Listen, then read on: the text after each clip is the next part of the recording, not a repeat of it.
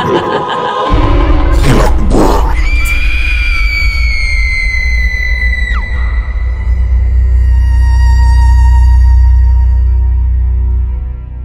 gabi sa inyong lahat.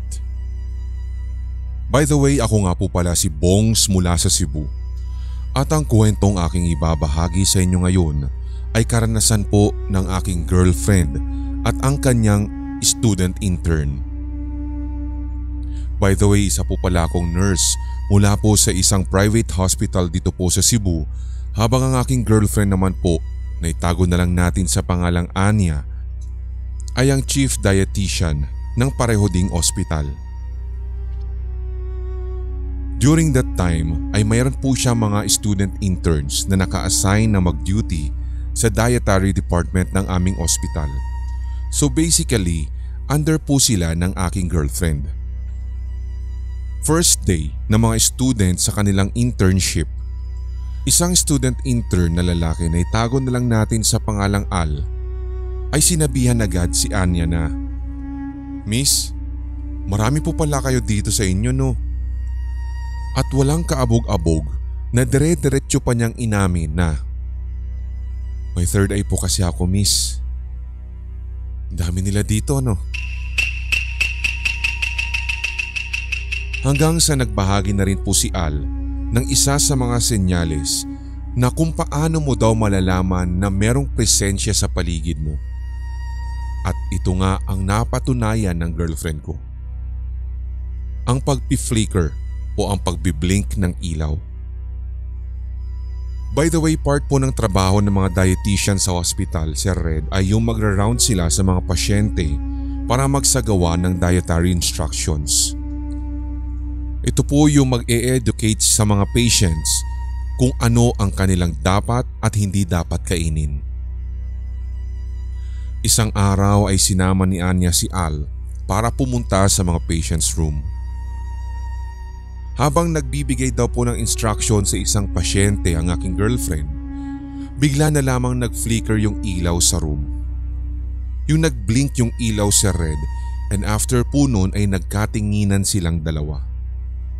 Paglabas po nila sa kwarto, agad ay tinanong po ng girlfriend ko si Al if meron ba siyang nakita. At ang sagot po sa kanya ng intern, "Miss, pwedeng doon na lang po tayo sa department mag-usap."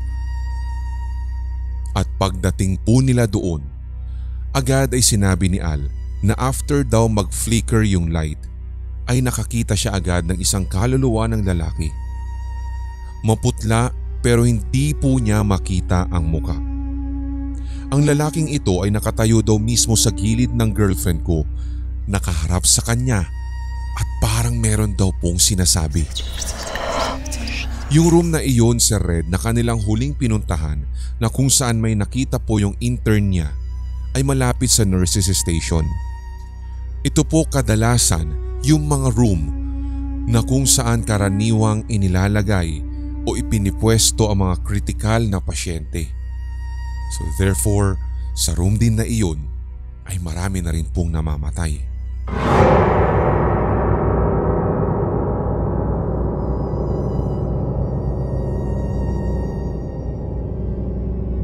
Isang nakakahilakbot na araw sa inyo. By the way, ako nga po pala si Rai at yun po yung palayaw ko. Isa po sa mga pinaka-solid na listener ninyo since 2021 mula sa podcast hanggang dito po sa inyong Hilakbot YouTube channel, at ako po ay tiga Antipolo. Lagi po talaga akong nakikinig sa inyo every time na papasok ako sa work, hanggang sa ito na nga din po ang naging habit ko. Ang karanasang aking ibabahagi sa inyo ngayon, Sir Red, ay nangyari po sa akin sa pinagtatrabahuhan kong sikat na toy store sa QC. Para po sa privacy, please wag nyo na lamang pong i-mention ang pangalan nito. Nangyari po ito bago pa ako makapasok sa toy store na iyon taong 2021. Nalaman ko lamang po ang lahat ng ito base sa kwento ng mga kawork ko na ngayon halos nararamdaman na namin. Halos lahat na nga din po yata kami ay pinagparamdaman na ng naturang presensya. May kwento na natatandaan ko na pasado 9:00 na daw po iyon o mag-aalas 10 na ng gabi. Nagbabawas na rin po at nagsiswitch off na kami ng mga ilaw sa store. Wala na rin naman na po kaming mga customer ng oras na ito kung kaya't ang aming itinitira lamang na ilaw ay ang mga emergency lights. Wala na rin naman na pong maririnig talagang ingay ng time na iyon sa store dahil bukod sa sobrang tahimik, wala na rin po yung ibang mga nagtatrabaho. May kalakihan din po kasi itong toy store na ito na diretso o pahaba ang hallway, kundi may mga area din po talaga na sulok-sulok. Dahil dito, may mga hindi po talaga nasasabugan ng liwanag, kung kaya't itong mga area na sinasabi kong sulok-sulok ay talagang sobrang dilim. May chance po noon na nasa pantry po yung mga kasama ko o yung tambayan ng mga empleyado at naghihintay na lamang po sila ng 10:30 ng gabi bago tuluyang mag-out at lumabas sa store. Nang walang ano-ano daw po, nakarinig sila ng parang nagbibisikleta sa may outdoor area na sa tansya ko ay halos 10 meters yung layo ng outdoor area sa pantry, kaya halos talagang madidinig mo rin. Bukod pa nga sa katotohanan, Sir Red, na nabanggit ko kanina, tahimik na ng ganoong oras sa aming toy store. Pero may isa pa po silang tunog na na-realize na hindi pala pagbabike o nagbabike yung tunog na yun, kundi parang siso.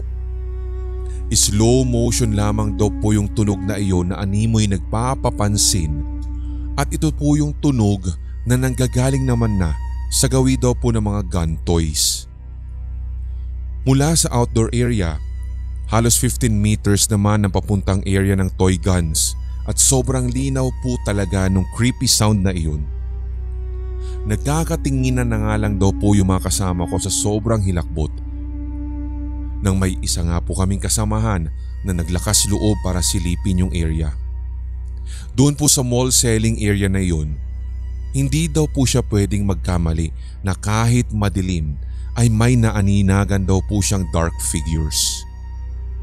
Yung isa, napansin niyang may katangkaran at yung isa naman nakatitiyak siyang bata base sa height nito. Nung tumingin na nga daw po at sinilip ito ng aking kasamahan, ay siya rin pong pag-stop o pagtigil nung nadidinig nila kanina na parang nagsisiso. Halos mapaatras daw po talaga yung empleyadong iyon dahil sa nakita niya. Nang ipinasilip naman po niya ito sa iba pang kasamahan niya, wala naman na daw pong ibang nakita yung iba. Hanggang sa after po ng ilang minuto, unti-unti ay parang meron daw pong nakikita sila sa kadiliman o dun sa mga sulok-sulok na area na parang dalawang bolang pula at sa paniwala nila, ito po ay ang mga nanlilisik na mga mata ng nakitang dark figures ng isang empleyado. Nagsigawan daw po ang lahat dahil sa sobrang sindak nila. Nagdasal na nga din daw po sila ng closing prayer doon sa loob ng pantry at halos marinig-rinig na rin daw po nila yung creepy sounds na animoy papalapit po ng papalapit sa kanilang lugar. Napatakbo na lamang daw po habang ang ilan ay mangyak-ngyak dahil sa takot. Yung iba nga daw po ay nagsipulasan papunta na ng entrance. Na-close naman po nila yung store o nailak, pero nakita pa rin daw po nila mula sa labas ng store yung pagdaan ng mga shadow figures. Ito daw po ay nanggaling mula sa gitna ng hallway papunta sa dulo at naaninagan pa rin po nila ito dahil na rin po sa mga emergency lights. Kinaumagahan nga daw po, kitang-kita nila na may mga bakas na mga paa kung saan nga daw nila nakita yung mga shadow figures sa hallway. Sa katunayan nga din po niyan, Sir Red, ay nabalitaan nga nila na ang ilan sa mga empleyado na nakaranas o nakakita nito ay nagpalipat na daw po agad-agad ng store. Hindi na sila pumasok at ang pinakamasaklap pa ay meron pong namatay dahil sa bangungot. Tulad nga po ng unang nabanggit, Sir Red, hanggang sa ngayon andyan pa rin yung mga presensya ng mga ito. Minsan nga po ay hindi lamang sa mga empleyado sila nagpapakita at nagpaparamdam, kundi pati na rin sa mga mismong customer. Lalong-lalo na yung mga gifted ang kanilang mga senses pagdating dito.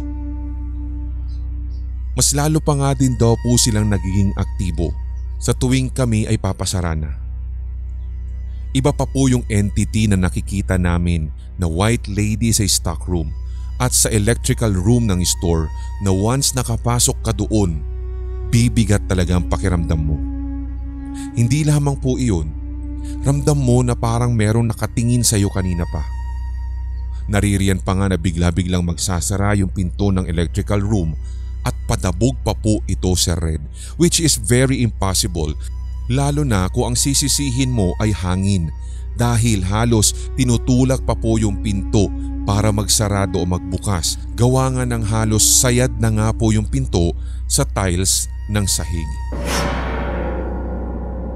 Meron nga din pong pagkakataon, Sir Red, na may naririnig po kaming tumutunog ng mga toys na labis din naming ipinagtataka. Nag-iikot talaga kami doon sa selling para i-check at i-off pa yung ibang toys, pero maririnig namin na tumutunog pa rin ito pero wala kaming nakikita. Para siya nagpapalipat-lipat, Sir Red. Titigil tapos tutunog ulit. Given the fact na hindi naman din po kami naglalagak ng mga baterya sa mga binibenta naming mga toys na ito. Hanggang sa ito nga't nasanay na lamang kami sa mga paramdam at maging mga presensya nila. Napag-usapan na nga din po namin paminsan na okay lang na ganito at para kami pinagtitripan, basta't wag lamang kaming sasaktan.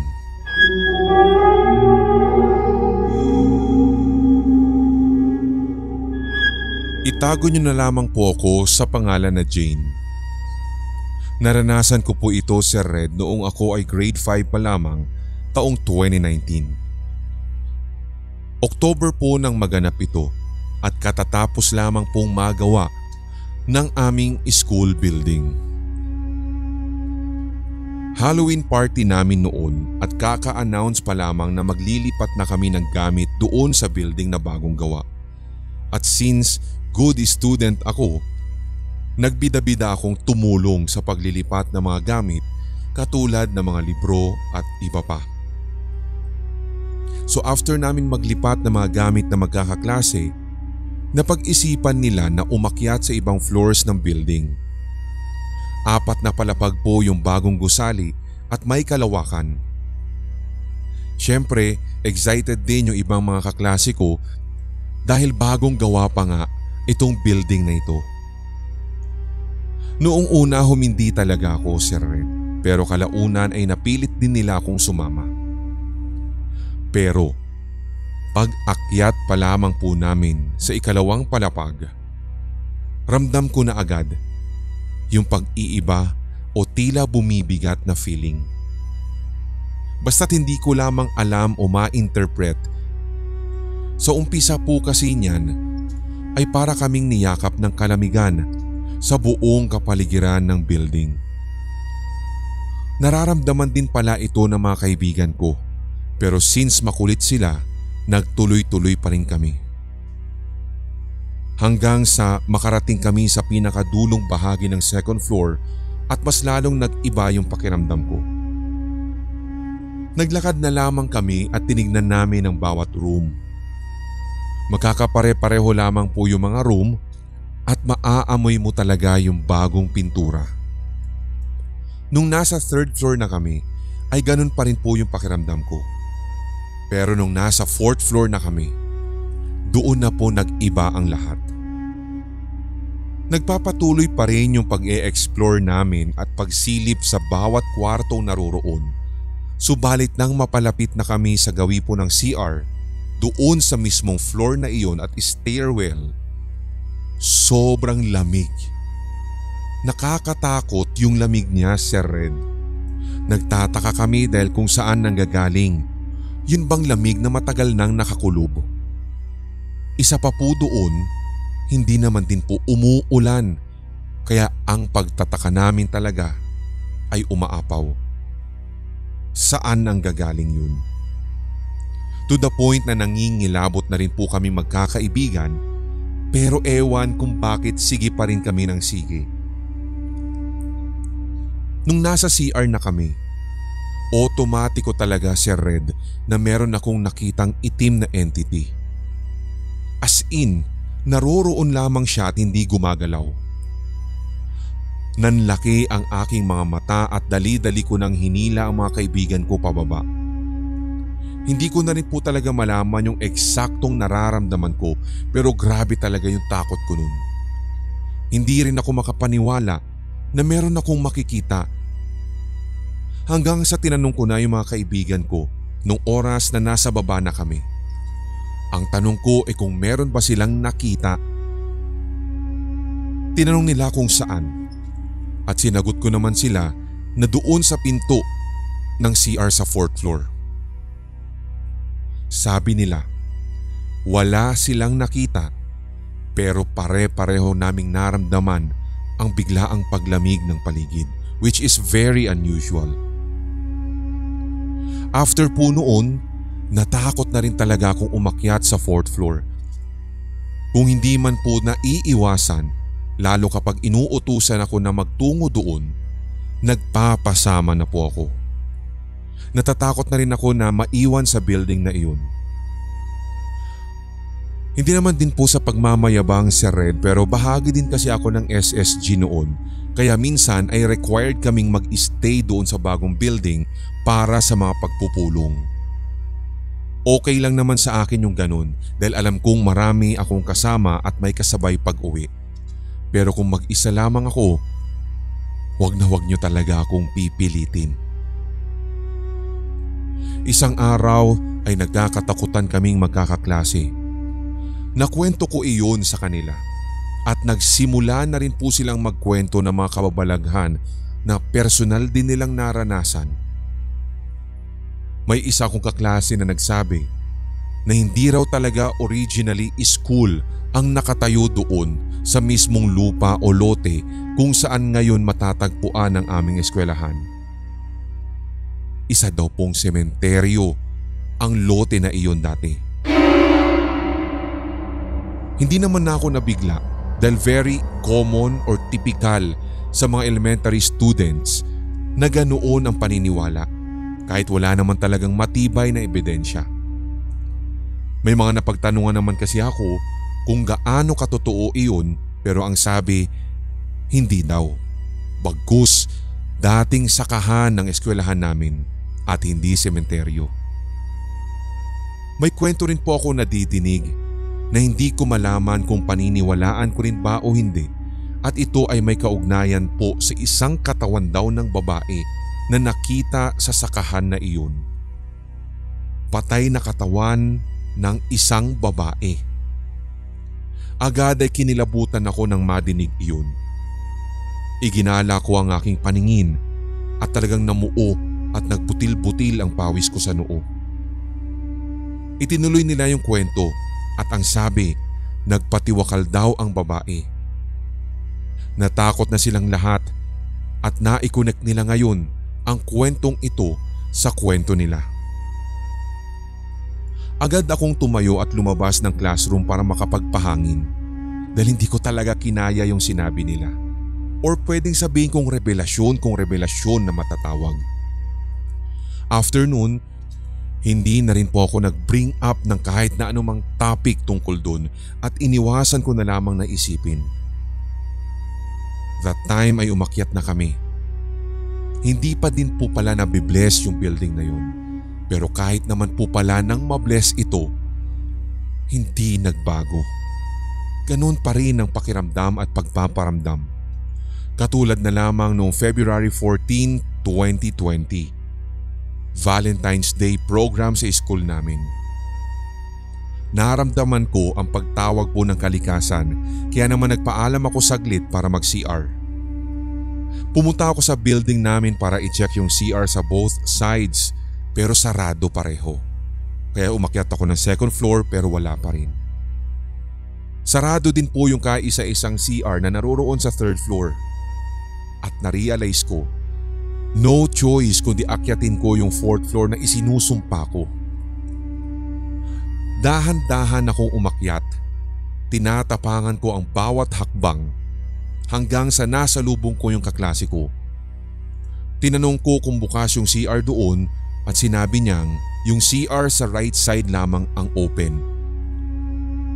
Napamura talaga ako, Sir Red, dahil ito po yung CR na may nakita akong entity.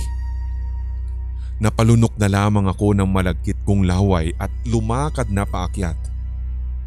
Ganun pa rin yung pakiramdam. Napakalamig. Pagpasok ko sa CR, binilisan ko na lamang na umupo at dali-dali na rin po akong naghugas at tumakbo pababa pabalik sa court. So 2020 to 2021, grade 6. Online na po yung klase dahil po sa pandemic. Pero minsan, sumasama ako kay mama para tignan or i-claim yung card ko every quarter. Minsan naglalakad ako habang nasa meeting din si mama, nagtutungo sa quad at napapatingala talaga ako sa dati naming building na iyon. Hindi rin ako pwedeng magkamali, Sir Red, dahil may isang pagkakataon nang tumambay ako sa quadrangle. Tumingala ako at nakita ko na naman po yung silhouette na yun. Nang matapos nga po't graduate ako, never na akong bumalik sa aming eskwelahan. At ipinangako ko talaga na never na akong babalik. Actually din, Sir Red, wala akong kahit na sino mang pinagsabihan ng tungkol dito. Sa inyo ko lamang po'y pinagkatiwala. Katulad nga na sabi ko, first time ko lamang po mag-share dito. At salamat sa pagbabasa ng aking kwento.